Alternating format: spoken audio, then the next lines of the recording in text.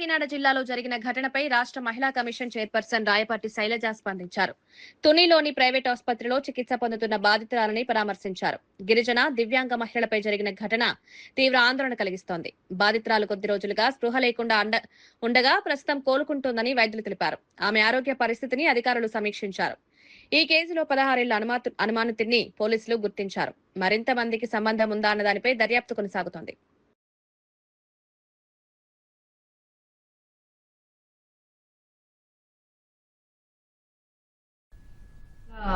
మహిళ మీద అత్యాచారం జరిగింది. తను తోటలోకి వెళ్ళినప్పుడు ఫిజికల్లీ డిసేబుల్, తను మూగా చెవిటి. ఇంట్లో వాళ్ళు ఎంతకీ రాకపోతే వెళ్ళి చూస్తే అక్కడ తోటలో అన్కాన్షియస్ గా పడుండి బట్టలు లేకుండా ఉండింది. సో వెంటనే హాస్పిటల్ తీసుకెళ్ళి స్కాన్ చేపిస్తే బ్రెయిన్ లో బ్లీడ్ అని తెలిస్తే, సో ఇక్కడ I think Tuni neuro hospital, Guru neuro hospital తీసుకొచ్చారు. సో ఆల్మోస్ట్ ఒక 5-6 days అంటే మైకంలో లేదు, అన్కాన్షియస్ గానే ఉంది. నిన్నే కొంచెం కాన్షియస్ లోకి వచ్చింది. ఆ బ్లీడ్ వల్ల ఏంటంటే కుడి చెయ్యి, కాలు కూడా కొంచెం పక్షవాతం లాగా వచ్చిందనమాట.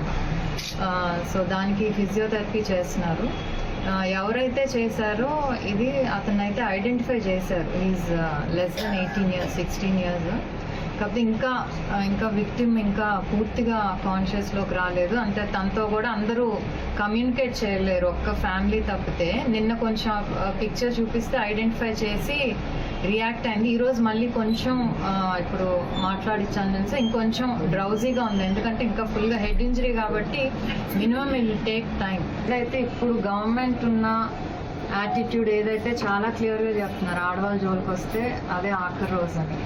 దాని వల్ల కానివ్వండి, పోలీసింగ్ వల్ల కానివ్వండి, మన స్టేట్లో ఉన్న ఏదైతే తీసుకుంటున్నారో వీటి వల్ల రోడ్స్ మీద క్రైమ్ తగ్గిపోయింది. అది ఎనీవన్ కెన్ సే.